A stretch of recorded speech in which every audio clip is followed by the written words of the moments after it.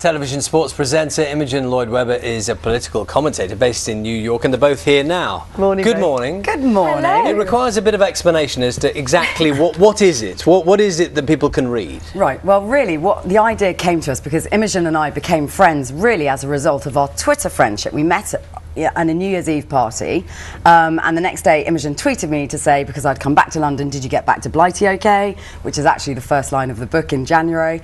And we started a Twitter friendship.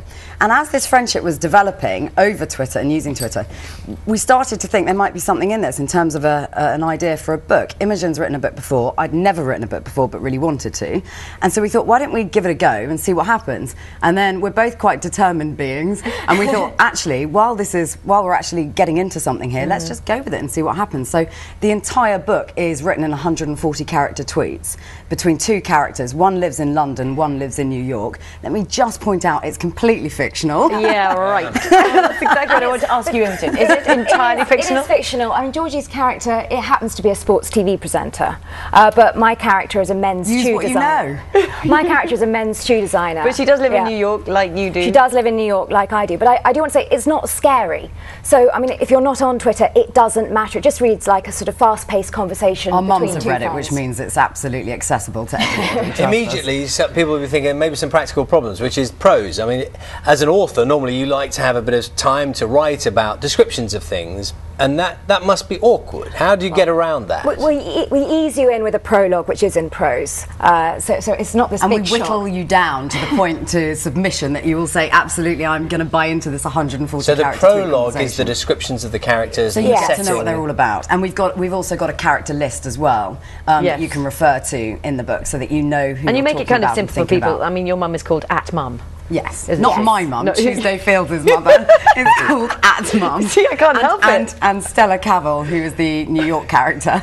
As I do this, the New York character, her mother's @supermodel 1971. I mean, we plucked silly ideas and names from all over the place, but in essence, the thing about it is it's a really simple story. It's just a romantic comedy with a really happy ending, but it's told in a different way to how you would normally read a book. And how did you write? I mean, you wrote it, you collaborated on it entirely, the pair of you. So how did you write it? You wrote a chapter each, is that right? Exactly right. I saw a documentary about Blackadder, and Richard Curtis and Ben Elton said that they used to write episodes, one each, and then swap, and I thought, well, that's genius. I mean, they're geniuses, might as well copy them. They are geniuses. They are geniuses. Fairly safe route to go. So it was wonderful, because I mean, I've got quite a serious job in New York, so I used to wake up in the morning and see Georgie's latest. Comparing us to literary geniuses. I know, it's a bit ridiculous. I used to read Georgie's latest chapter and start laughing, and this book is just fun. It's a fun summer read. I mean, it's not sort of not to be taken. That's the positive spin on it. Were there days when either one of you read something the other one had written, and I mean, you have to tweet well, back? Charlie, you know what it's like. You do know what it's like. We're all journalists, and as a journalist, you're very protective about your copy, aren't you? You know, it's an uncomfortable thing when it's edited in a way that you don't want to see it edited. So we had to be completely unprecious about it and just say,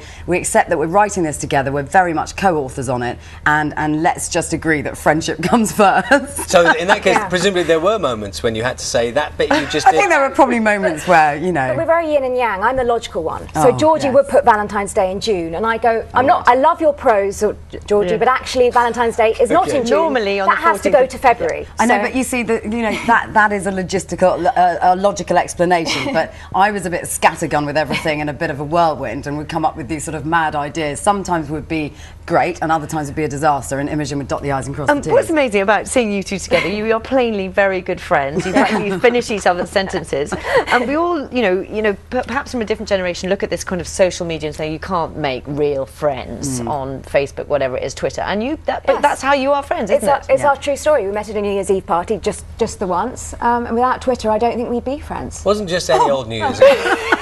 Oh, okay. It wasn't any old New Year's Eve party, there was it? No, it was Piers Morgan's in New York, and there is a character in the book called Peter Mignon, who is a transatlantic TV presenter, and who has an ongoing battle with a character called @Lord Twitter. Read into that what you will. But anyway, Lord Twitter wins. Yeah, always. Was that? I'm fascinated now. Piers Morgan's New Year's Eve party, is that like a who's who of who? What was that? It was a very informal affair, wasn't it? Was it? It was a very informal just about 12, gathering. 12 of us at a dinner table in a restaurant in Manhattan. So it was lovely. Yeah. But, yeah. So what happens next? You're going to write another one? Do you think? Do these characters continue? Characters, not you. I did cause Imo some concern when at the end of our book launch the other evening I said, right, so up next will be the Twitter Diaries #2. So we are thinking along those lines, but I think let's just see how this one settles with everybody first, and then we'll go from there. But we have already cast the movie, just so you know. Yeah, go on then. Who's in the movie? Think big. Go on, who's in the movie? I've already spent about £70 million. Yeah, who do you want in the movie then? Well, we definitely think Emma Watson would be a good addition to the team, don't we? Okay. And as for that, and a love interest. It's an e-book, is that right? Yes, it's so it's not traditional. It's not it's because in paper form. Because it's in Twitter speak and it's called the Twitter Diaries. It made perfect sense to us to publish it first digitally. E-book sales are going through the roof. It makes more sense for us to be doing that right now. So it's out on Monday and it is in e-book. Exactly, and also the character's going to be live tweeting from Monday, so new material are going to be sort of on Twitter. Yeah, so we'll gather the momentum hopefully as we go. Okay, well, it's an interesting idea. Good luck. I'm Thank not on you. Twitter, so it'll be tricky. Charlie, but I'll have this to is what you tell have to them do about next. Louise, sign him up. Get him thanks an very account. much. Thank you so much. It's never going to work.